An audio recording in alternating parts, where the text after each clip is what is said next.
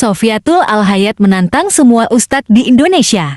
Ya, tantangan saya untuk semua muslim di seluruh Indonesia dan semua mu'alaf, terutama mu'alaf. Buktikan kitab mana yang asli dan palsu dan kita akan berdialog lewat YouTube. Yang kedua, Pak, yang saya mau tekankan. Jadi mereka menetapkan standar janda, Pak. Mereka mengatakan ini buku-bukunya ada peringkatnya. Tapi ternyata ketika Bapak Muhammad KC memberikan kebenaran, ini kitab kuning bertentangan dengan apa yang ada di Quran, mereka membela kitab kuning.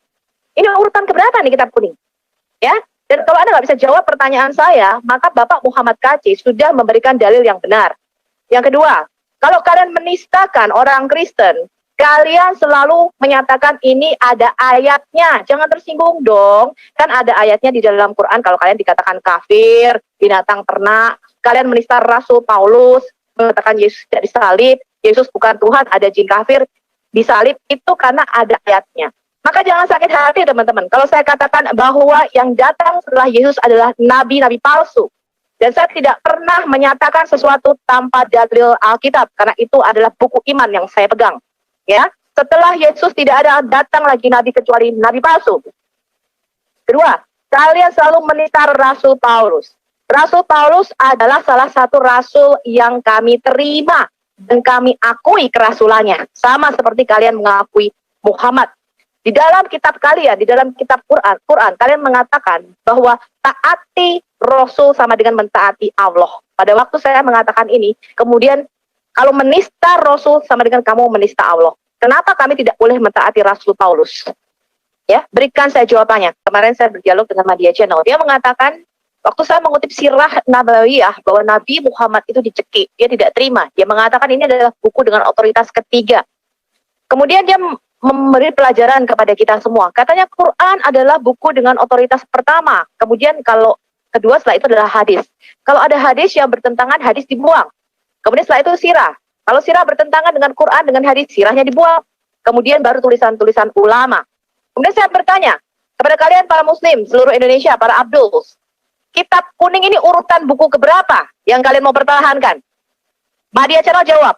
Kamu tadi di channelnya Bu Uti mengatakan polisi saja merujuk kepada kitab kuning. Kita harus belajar kitab kuning. Tapi kemarin, waktu kamu berdialog dengan saya mengenai nabimu dicekik, kamu mengatakan itu bertentangan dengan Quran dan hadis, maka sirahnya dibuang. Saya bertanya kitab kuning urutan otoritas buku keberapa? Kalau di dalam Quran, seperti yang Pak Muhammad KC katakan, sholat 3 kali, hadis 5 kali, maka hadismu harus dibuang. Ya, apalagi kitab kuningmu, ya. Saya makanya mempertanyakan standar jandamu ini, ya. Jangan sering sama janda, ya. Tantangan saya untuk semua muslim di seluruh Indonesia dan semua mu'alaf, terutama mu'alaf. Buktikan kitab mana yang asli dan palsu dan kita akan berdialog lewat YouTube.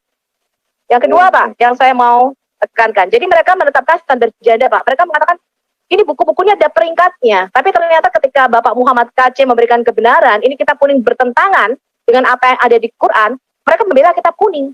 Ini urutan keberapa nih kitab kuning? Ya, dan kalau Anda nggak bisa jawab pertanyaan saya, maka Bapak Muhammad KC sudah memberikan dalil yang benar. Yang kedua, kalau kalian menistakan orang Kristen, kalian selalu menyatakan ini ada ayatnya. Jangan tersinggung dong. Kan ada ayatnya di dalam Quran kalau kalian dikatakan kafir, binatang ternak. Kalian menista Rasul Paulus, mengatakan Yesus tidak disalib, Yesus bukan Tuhan, ada jin kafir. Disalib itu karena ada ayatnya. Maka jangan sakit hati teman-teman. Kalau saya katakan bahwa yang datang setelah Yesus adalah nabi-nabi palsu. Dan saya tidak pernah menyatakan sesuatu tanpa dalil Alkitab. Karena itu adalah buku iman yang saya pegang. Ya, setelah Yesus tidak ada datang lagi nabi kecuali nabi palsu. Kedua, kalian selalu menista Rasul Paulus. Rasul Paulus adalah salah satu rasul yang kami terima. Dan kami akui kerasulannya. Sama seperti kalian mengakui Muhammad. Di dalam kitab kalian, di dalam kitab Quran, kalian mengatakan bahwa taati Rasul sama dengan mentaati Allah. Pada waktu saya mengatakan ini, kemudian kalau menista Rasul sama dengan kamu menista Allah. Kenapa kami tidak boleh mentaati Rasul Paulus? Ya, berikan saya jawabannya. Ketika saya menanyakan ini kepada muslim, dia nggak bisa jawab, lalu lari keluar dari Zoom. Ya, jadi Rasul Paulus adalah rasul yang kami akui. Ya, semua tulisannya kami akui. Kerasulan Rasul Paulus diteguhkan oleh Rasul Petrus yang merupakan penatua jemaat pada waktu itu. dan tidak ada satupun dari suku guru jemaat, baik Petrus, Yakobus maupun Yohanes yang bertentangan dengan Rasul Paulus. Ya, jadi kalau kalian menista Rasul Paulus, saya akan gantian menista Rasul kalian. Ya, nah sekarang kalian, ya para YouTuber sekali lagi yang mengaku kristolog, saya mengatakan dengan jelas, selama kalian masih kepo sebagai kristolog, membahas Alkitab kami, ya, mengatakan Alkitab kami palsu, kalian membuat seri berseri-seri berepisode seperti jeritan hati seorang istri, ya, maka saya juga akan membuat episode jeritan hati Sofiatul, ya. Saya tidak akan pernah berhenti membahas Quran dan hadis kalian. Makanya saya kemarin mengatakan sama Pak John apa siapa tadi Muslim. Saya mengatakan kalau kalian mau kami diam, tidak usah membahas Alkitab atau Quran kalian. Kalian berhenti YouTube membahas Alkitab kami. Dia mengatakan, oh nggak bisa dong, kami harus nih. Kalian berhenti, stop menistakan agama Kristen di masjid-masjid lewat khutbah-khutbahmu. Ya, jangan kepo sama Alkitab, jangan kepo sama Kristen. Urusin agamamu sendiri, urusin umatmu sendiri. Dia mengatakan nggak bisa. Kami nggak bisa. Loh, kalau kalian nggak bisa, apa haknya kalian membuat kami harus berhenti bicara? YouTube adalah speaker corners kami, kebebasan berpendapat kami.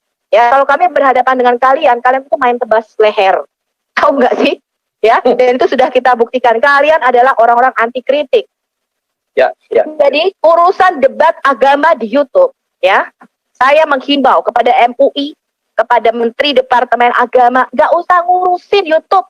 Ya, kamu urusin aja ya yang lain-lain, gak usah ngurusin debat agama selama tidak menistakan simbol-simbol negara. Biarlah YouTube menjadi ajang kebebasan adu argumentasi. Ya, kami akan menyajikan data-data bukan berdasarkan asumsi. Dan biarlah pemirsa semua yang menyimpulkan. Kebebasan beragama di Indonesia dijamin, Pak, dan kebebasan berpendapat dijamin.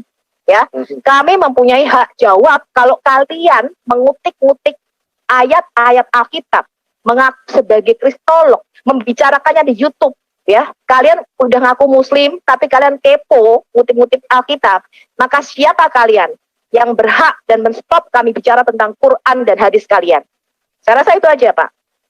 Tuhan Yesus memberkati. Terima kasih.